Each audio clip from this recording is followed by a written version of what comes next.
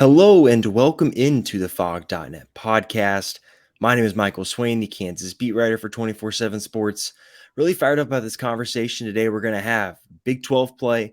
It's finally here, and KU gets a new face to open things up for 2023. It's KU versus BYU at David Booth, Kansas Memorial Stadium on Saturday afternoon, 2:30 kick, ESPN. You really couldn't ask for much of a better stage. We're joined today by Jeff Hansen, who covers BYU for Cougar Sports Insider, and then also on his YouTube channel. If you just look up Jeff Hansen on YouTube, it'll show right up. Got some really cool YouTube videos he does on there. And Jeff will join us here for a fun conversation about things BYU. So, Jeff, for you, we're recording this on Wednesday evening. What's kind of the week been like for you so far? Has it been good? Man, it's been this week has been finally like the culmination of years for BYU, man. I mean, they've been so pumped to get into the Big 12 conference. For years, it didn't happen. Now it finally does. And it all comes to a head on Saturday, and it's the first conference game. BYU fans are so excited. We're still at the happy to be at the table stage. It's a lot of fun. Yeah, I've really picked up on that between, social media, obviously the message board on fog.net. It seems like people are really excited. So I'm curious then, to start this season, I've watched from afar, knowing that BYU is going to be the team that KU opens Big 12 play with, right? They've got kind of a close game against Sam Houston in week 1, a 14-0 win, a better win in week 2 against Southern Utah. And then last week, a game that I wanted to watch live, but being on the West Coast for KU Nevada, didn't necessarily work out timing-wise. But what's been kind of the mood around the fan base to start the season, where it seems like maybe the results have gradually improved, but just kind of from your read, what's the mood been like around the fan base to start the season? I think still a lot of uncertainty. I mean, we Mhm. have to take the last 4 or 5 years into context, right? And BYU, 2018, they turned the reins over to Zach Wilson. Zach Wilson does what he does for a few years, and then goes on to the NFL and does his thing. When they turned the reins over to Jaron Hall, everybody kind of knew who Jaron Hall was. He'd been in the program forever. There was a lot of continuity that carried over, especially on offense from year to year. So then they had a couple of years of Jaron Hall before he gets drafted and goes off to the NFL. So for the last 5 years, BYU's had a lot of known commodities, known faces. They haven't been hit real hard by the transfer portal. For whatever reason, it's just kind of been traditional college football in Provo amidst Mhm. all of this transfer portal, bonanza that goes on across the rest of the country. So then we get to this year, and all of a sudden, BYU, it's a completely different team. They added something. I think the final total, including walk-ons, was 60 new bodies to the roster before week 1. So Cougar fans, I mean, we're kind of used to this. Hey, the last 5 years, everything was seamless. There were no transitions. Everything's just sort of built on the year before. So BYU fans go into week 1 and expect that same kind of continuity with Keaton Slovas. Yeah, he's new to BYU, but he's not new to college football. And then they go out in week 1 and the offense lays a complete egg. And I think that for BYU fans, it was this sudden realization of, whoa, there's a lot of new bodies on this team. There's a lot of guys in a new scheme that have to learn how to play with each other, have to learn, offensive line calls and schemes and protections and all that stuff. And all of a sudden, BYU fans are kind of feeling what so many other teams have felt across the country for the last couple of years. And BYU fans are feeling it for the first time. And so there was a lot of like sudden dread after that kind of disappointing week 1 against Sam Houston. But there's been reasons for hope from week to week that you can see the offense coming together a little bit. The defense is playing a little bit better from week to week. And so you start to feel like, okay, by week 4, week 5, maybe there's that confidence is coming back, but still kind of a week to week thing because that week Yeah. 1 game was so lackluster that it just is always in the back of every BYU fan's mind. Yeah, and I really want to start with the offense because I think, at least from what I've seen and from the KU coaches talked about this week, right? I think the defense is a lot more of a known commodity right now, at least in the front 7. But it feels like offensively, there are a lot of new faces, right? I look at the left tackle being a former 5-star recruit from Oregon who's got all that pedigree in the background, and he looks like he's played well to start. And you got Keaton Slovas, and you've got other guys around, right? A true freshman's basically the starting running back. Mm-hmm. Offensively, how have things come together over the first 3 weeks? And if you're to try and project to, hey, middle of November, what do you think the BYU coaches want this offense to look like? What do they want the identity of this offensive unit to be? Yeah, so Aaron Roderick historically has been one of the most balanced offensive coordinators in the country. I mean, even when he had NFL quarterbacks like Zach Wilson and Jaron Hall, it was still almost 50-50 to the exact number in terms of run and pass split. So he likes to be really balanced on offense. So far this year, it just hasn't come together. And so much of that, it really has started with a couple of things. It starts with the offensive line, obviously. And BYU, while they've had guys like you mentioned, Kingsley Suamataia, he's been in the program now for a couple of years, but he played right tackle up until this year. So he's flipped over, and yes, it's similar, right? But it is different. Connor Pay has been in the program for 3 or 4 years, but he's played center so far throughout his career. Now he's playing right guard. And across the offensive line, you have guys with a ton of college football experience that they've added out of the transfer portal, but they're new to BYU and they're new to this scheme. And it hasn't gelled as fast as BYU fans and really the BYU coaches would like it to. And as a result, the run game has suffered, and it's suffered pretty dramatically. And then you throw in the fact that there were 2 transfer running backs as well, Aiden Robbins from UNLV and Deion Smith from Colorado. And neither one of them, despite being upperclassmen, neither one of them really came in and owned that job. They looked great in practice, but once the lights came on, blame the offensive line or blame the running back hitting the wrong gap. I don't know. I'm not in the room and smart enough to know where the breakdown is, but something is going wrong. And so that kind of lent itself to an opportunity for a true freshman and LJ Martin to come in and kind of own this job. And he's still a true freshman. He looks like a true freshman at times, but he's a true freshman that has found a little bit of burst that the rest of the running backs have not found. Maybe that's in spite of some poor offensive line play. The offensive line does seem like it's getting better. They look better against Arkansas. Not great, but that's a really tough defensive front as well. So there's reasons to believe that, hey, things are starting to come together. And if that happens, then ultimately that allows Aaron Roderick to get back to that 50-50 balance that he likes to have.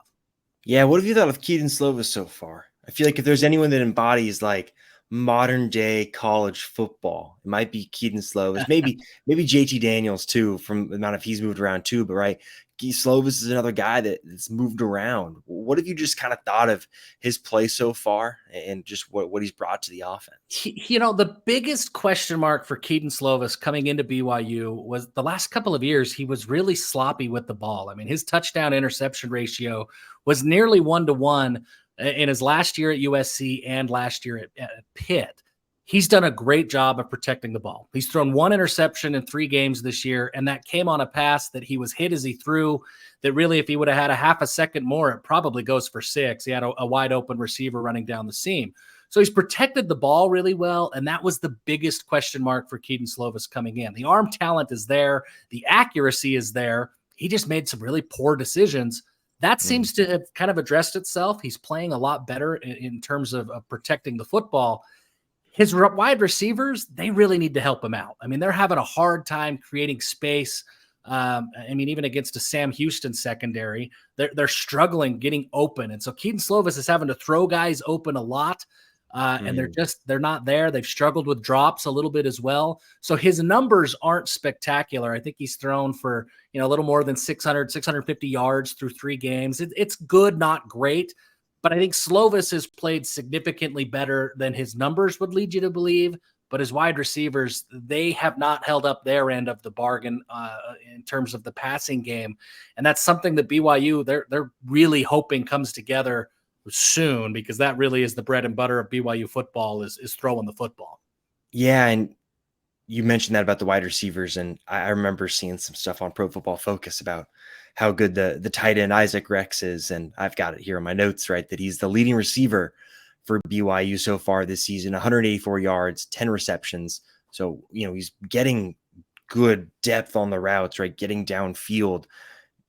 Is he the best player on offense? Like, maybe that's not the right type of question, but for BYU and what they do offensively, is he the guy that they're trying to highlight, or is it sort of a situation where, hey, he's the guy that out of the positions and what they go against on the opposition, he's able just to make the most space and just get open.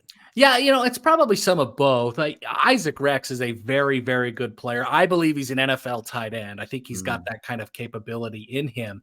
So BYU definitely likes to highlight him, but I don't think they like to highlight him as much as they have so far this year. But he's the guy who's consistently creating space and getting open while everybody else has kind of struggled. So ideally, if I'm Aaron Roderick, I think they want to keep Isaac Rex as a red zone option, and maybe he picks up first downs and short yardage type situations. He's a big body, right? I mean, he's every bit of 6'6". He's 250 pounds. He runs really, really well. So he's a legitimate weapon, but I don't think they want to be using him between the 20s as much as they have been. But when the wide receivers don't step up and when the offensive line can't get the running game going, you got to go with what works. And so far, that's been the only thing that's consistently worked for Keaton Slovas. Yeah, watching BYU take on Arkansas, the thing that stood out to me most was how, and look, reading some of the Arkansas stuff, I know Arkansas has some issues along the offensive line, but look, BYU's defensive front contributed to Arkansas's offensive line looking like a not SEC front five. Yeah, I think so. Talk to us about the defensive line there. Yeah, the defensive line. So BYU fans, under the former defensive coaching staff, they were one of the worst in the country in terms of sacks, tackles for loss, creating havoc. By any metric you want to look at, they were abysmal. I mean, there's no way to sugarcoat it. And so this year, total philosophy change under Jay Hill and his new coaching staff, that it's, hey, if you're not getting to the quarterback, you're not going to play. And you've seen just a real tangible material change of mindset from these defensive linemen, that they're just going out and trying to make plays happen. And against Arkansas, they did it. I mean, you spoke to it, Michael, right? I mean, we saw a lot of holding calls, and if you're an Arkansas fan, you blame your offensive lineman. But if you're anybody else, you're looking at that and saying, well, holding doesn't just happen. Holding happens as a result of getting beat. And that BYU defensive line was beating offensive linemen play in and play out. They played really, really well, and they seem to be gelling together as a group and playing better week over week over week. If you look at what the defensive philosophy is now under Jay Hill, he's a Kyle Whittingham, from that Kyle Whittingham coaching tree at Utah. I mean, it is defensive line. It is get to the quarterback. It's aggressive. It's havoc. That's what Utah has been known for 20 years under Whittingham, and Jay Hill brings that exact mindset to the defensive line. And he went out and he hired Sione Puha, who played under Kyle Whittingham and then played in the NFL. That's the defensive tackles coach. So it really is ingrained in everything that they're doing now. And I don't know that BYU is quite to that Utah level yet, where they're, top 10 unit in the country, but you could see that that's what they're trying to be. And so last week was a big week in terms of showing that, hey, what we're preaching works to these, these players that are buying in. Anxious to see how they build on that now that they've got some confidence and that the film kind of shows, hey, listen to these coaches, do what they're saying, and you're going to have success. Yeah, someone that KU's offensive coordinator, Andy Kordenecki, highlighted during his little media availability on Tuesday was Tyler Batty. Yeah. Talk to us about his progression at BYU, because he was a guy that you look at the stats, right? I think it was either 6 solo tackles or 5 solo tackles, 9 total, 1.5 sacks. Like, from a defensive end spot, like, that's just a lot of production in one game. Talk to us about kind of just his progression at BYU and what you've seen from him this season. Yeah, so he came from a small school in southern Utah County, just a couple of miles away from BYU. Kind of lightly recruited. I mean, it wasn't a real hotbed for recruiting, and BYU found him. He's 6'6", and he's a big dude. I mean, he's big, strong. He stands out on tape. And it's felt like he's always been ready to make that jump. BYU fans have been waiting for him to become that pass rusher guy for the last couple of years, but the scheme just didn't cooperate. And it feels like now he's got a scheme and a coaching staff that's saying, hey, you're unleashed. Go get the quarterback. He's built like J.J. Watt. I mean, I don't want to compare anybody to J.J. Watt, but when you look at just like in terms of size and what they look like when they stand next to each other, It's nearly identical. And he plays with that same kind of mindset of he was overlooked and he's got a chip on his shoulder and he wants to prove that he was better than people gave him credit for his entire life. And it's finally starting to come together. He's really, really important for BYU in terms of setting the edge, getting after the quarterback, really disciplined player. He's one of the leaders in the locker room. He really is everything that Jay Hill wants a guy on his defense to be at this point. Yeah, something Koldernicki talked about too was right, just the front seven for BYU being a huge strength. So for the linebackers, I think that was something for KU against Illinois, which I think stylistically is probably my best comparison for KU fans out there is Illinois, just with the way that they play physically up front, right? They want to get after the quarterback. KU made them move side to side and made them really try and defend them sideline to sideline. It didn't really work. They didn't have the team speed to do it. Yeah. So for BYU at the linebacker position, is this a physically imposing group? Is it more of an athletic group that does go sideline to sideline? What do you kind of see from them week in and week out? Yeah, I mean, that was one of the big concerns for BYU going into that Arkansas week is can those linebackers match up physically? They had the speed and they could cover sideline to sideline. That wasn't ever in question, but they're not the biggest group of linebackers. It was a big question mark of physicality. So coming into this game, Jalen Daniels, there's a lot of similarities to KJ Jefferson, but also totally different than KJ Jefferson. And so I think once again, the linebackers are kind of the highlight for BYU this week, that as they go, so will the rest of the defense. I do think guys like Ben Bywater and AJ Vongphachon, they have the speed and the ability to play well for BYU to maintain a contain on the edge and make blocks happen, right? They're not just going to get beat out of being out of the wrong or in the wrong assignment, missing assignments, things like that. And then they've got Max Tooley, who's always been a lighter linebacker. I mean, he really is built kind of like a safety, but he plays a linebacker and just sort of roams around and makes plays. And that's really what his entire job is. And he plays really well. And so I'm anxious to see. To me, that's the battle this week is Jalen Daniels, Devin Neal, that running game, and then the quarterback run game. How does that match up with the BYU linebackers? And frankly, I think the winner of that game, of that individual battle, probably goes on to win the game. Yeah, I totally agree. And I think one of the things, at least looking at the returning production and BYU's defense, right, the secondary, it seems like is kind of the newer unit with a lot of faces. Like, how many replacements have BYU had to generate from starters last year? And just kind of overall, what are the strengths and weaknesses that you think are kind of make up that unit? Yeah, so in the secondary, Jacob Robinson is the only returning starter from last year's BYU secondary. But Camden Garrett and Eddie Heckard, both cornerbacks, they came with Jay Hill from Weber State. So they're new to BYU, but in terms of experience in Jay Hill's defensive scheme, they've got more experience than anybody else in the room. So they've kind of come in and immediately played well. That the cornerbacks with those two and Jacob Robinson, BYU feels really confident in those three cornerbacks going up against anybody. They like that group a lot. The safety position is a completely different story. BYU got hit with injuries in fall camp. They've lost guys to injuries since fall camp in the first couple of weeks of the season, to the point that I think BYU, depending that they're a little bit coy about how they handle the depth chart, but I think there will be a pair of walk-ons starting at the safety positions this week on Saturday.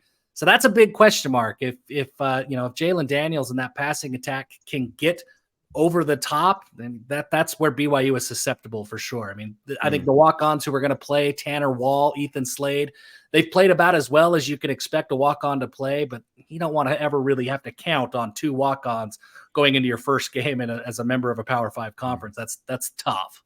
Yeah, for sure. And I think KU fans can relate to similar stories, but probably, 5, 6, 7 years ago in terms of just the roster construction. Then I'm curious with special teams. I was looking at some of the numbers today for something I was writing for the website, and I saw the punting numbers where, and now his name escapes me, of course, but basically BYU's punter has a strong leg. Yeah. Like second strongest leg in the conference. I think it's 48 yards is the average distance on his punts. But then you look at the net number and it seems like BYU does allow some returns. Am I accurate in that assessment? Is there a certain play that's, changing numbers there? because I look at that and I feel like that's maybe something that, for KU, at least Trevor Wilson, the punt returner, might get the opportunity to at least see if there's Yeah, chance to make a big play. I think that's pretty accurate. BYU did allow a touchdown to be a punt return to be returned for a touchdown against Arkansas early in the first quarter. Generally, they've been okay in punt coverage, but they really it's been one guy who's been really good, Marcus McKenzie. It's not often that you highlight a spotter, like you got to go get that guy, but Marcus McKenzie, number 32 on special teams, he's been fantastic for BYU. Arkansas clearly identified him, and they took him out of punt coverage altogether. And as a result, the rest of the unit kind of struggled against Arkansas. Up until then, they had played really well. So how BYU adjusts now that teams are starting to notice who this number 32 kid is, that will be kind of the name of the game. But you're right about Ryan Ricow. He is a weapon for BYU. He flips the field pretty consistently. His 48-yard average is I mean, it's every bit as what it says. I mean, he's got lots of 60-plus yard kicks where he's kicking from nearly his own goal line, and he's able to pin teams down. I mean, he's got a big leg. He's got an NFL leg. But the coverage, I think, outside of Marcus McKenzie, there's some real question marks there. And a return man like what Kansas has, that could be a problem for BYU in this game. Interesting. So let's take a step back here and we can start to wrap up. I'm curious for you heading into this game, what's kind of the biggest area you feel confident that BYU can either really win in or hold its own or maybe do better than people expect? Yeah, I think that BYU is better offensively than what the numbers would lead you to believe right now. They've taken advantage of a lot of short fields. They're really good in the red zone. There's lots of beyond the surface level numbers that would lead you to be optimistic if you're a BYU fan about the offense coming together. And so I think that offensively, BYU will be able to score against Kansas. I don't think that, they're not going to score 40 or 50 points. That's not what I mean. But I think that they'll be able to put up some points against Kansas's defense. I look at Kansas's defense, and it's significantly better than it was, last year even. I mean, and certainly over the last 2 or 3 years. But I do think there are some cracks in that defense that BYU will look to exploit. So I think the BYU offense versus the Kansas defense, there's reasons for BYU fans to feel optimistic there. It's the other side of the ball that is a completely different question. And that Kansas offense, man, I mean, it's one of my favorite offenses to watch in the country, much less just the conference. It's exciting. And that's gotta be what's keeping BYU coaches up all night long. Yeah, 100%. I'm sure it's going to be the case like that for, I think, a lot of defensive coaches in the Big 12. So, all right, Jeff, let's get out with this. Just what do you think happens on Saturday? You give a score prediction if you want, or just what do you think happens in the game that we see? Yeah, I think it's close. I really do. I think these two teams are pretty evenly matched. I think where there's strengths, I think it's strength versus strength. And then when there's weakness, I think it's weakness versus weakness. And so who figures it out the most? I mean, that's the name of the game, right? I do think it will be close, and I think it comes down to which team protects the ball. The turnover margin, I mean, it's cliche and everybody says it, but whoever forces more turnovers, I think that's who wins this game. If BYU is able to force Jalen Daniels into a mistake or two, and Keaton Slovas can protect the ball like he has all year, I think BYU's feeling really confident going into the end of that game. But if Slovas goes back to that Pittsburgh Slovas that we saw, and he throws maybe an interception or two in the first 3 quarters, I don't know that BYU is going to have the juice on offense to keep up with that Kansas offense getting those extra possessions. Yeah, I like you highlighting the turnovers. KU's going to look to have its first break a streak of 5 straight games that they've lost a fumble. Wow. Yeah, it's a whole thing. I'm sure we can do a different podcast on that, but thank you so much, Jeff, for coming on. And for KU fans, make sure you're checking out everything he's doing at Cougar Sports Insider, and then obviously on his YouTube channel at Jeff Hansen. He's got some really fun YouTube videos that he does every day. I've been watching them and checking in, seeing all his takes. So, Jeff, thanks a bunch for coming on the podcast. Really appreciate it. Sure thing. Appreciate you, Michael.